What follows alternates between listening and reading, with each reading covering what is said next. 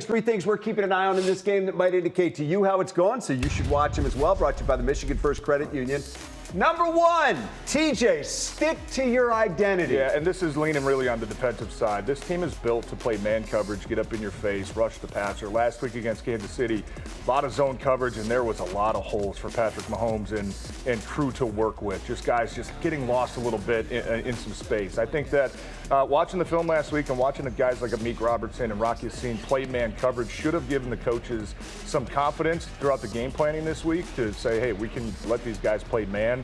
Keep an eye on Baker Mayfield, because Baker Mayfield against man coverage completes 48% of his passes. But on the flip side of that, most of his rushing yards scrambling when he's back there is against man coverage as well. So maybe get back to a game plan that we saw against Baltimore, where you have guys like Derek Barnes, Trevor Nowatzki that kind of rushed, stay in that pocket a little bit, eyes on Baker Mayfield, and then let everybody else get back to your identity and just play physical on the outside and kind of funnel everything back to the middle of the field. It's going to be tough. We obviously know their entire secondary's out, but they still have some guys that can get the job done. I think there's a permanent sign that we can put up that says, do it like you did it against Baltimore. When you sack Lamar Jackson 7 times, just do that. All right, number two on the three things to watch. This is kind of tricky now. Stick with us. Whoa. Stick to your identity. Whoa. Yeah, TJ didn't handle it well enough, so we need a redo here on stick to your identity, okay? Just talk about the offense. It is on the not offensive going to like what comes next. the offensive side of the ball. And it's not a huge thing, but they've sort of strayed away.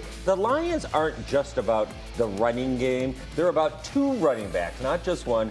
And Jahmyr Gibbs, as good as he has been, has gotten quite a few more snaps or carries than David Montgomery, and I don't think it's having the desired effect. Like Jahmyr Gibbs' yards per carry average has dropped from 5.6 to 4.5 this year. Well, Montgomery has gone up from 4.2 to 5.1, and it's not like Montgomery, they're putting him aside because Gibbs is better in that situation.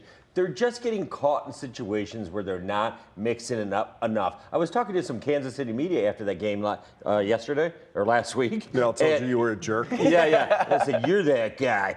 And they said, why didn't your team run Montgomery more? Like, he didn't have any carries in the second half. And it was because they got behind. Yeah. And Gibbs is still an incredible weapon. But the numbers have gotten a little askew, and that's on Johnny Morton, to kind of tighten that up. All right, we'll see what happens tomorrow night. I mean, they did go into that Kansas City game as the #1 scoring team in the NFL. That was good.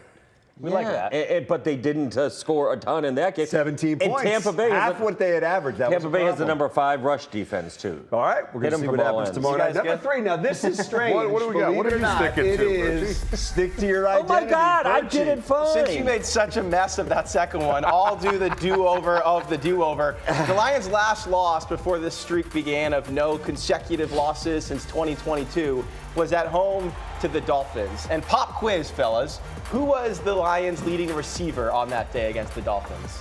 What year? None other than T.J. Hawkinson. Who was the Lions' leading tackler that day against the Dolphins? None other than Amani Oruwariye. Who was the Lions' leader in tackles for loss that day? Your favorite corner ever, Juju Hughes. Needless to say, a lot has changed for the better in the year since, and the credit for this team's resilience goes to the coaching staff and to the players who just don't blink after losses, and maybe to Jared Goff in particular, who during this streak, in the past 10 games after a loss, 26 touchdowns, 3 picks, and a passer rating of 122.9. He just gets back in the saddle and gets back on the horse. And then on the other side of the ball tomorrow, Aiden Hutchinson is poised for a big game. When the Bucs came to town last year with a backup right tackle, 4.5 sacks, 2 forced fumbles, they're returning to town with the backup right tackle in Charlie Heck, who has allowed the second most quarterback pressures in the NFL. The stage is set for Hutch to have a big night tomorrow night. All right, there it is. Stick to your identity, stick to your identity, stick to your identity. Vote which one was best, Dan. Mine was timely. We're coming right back.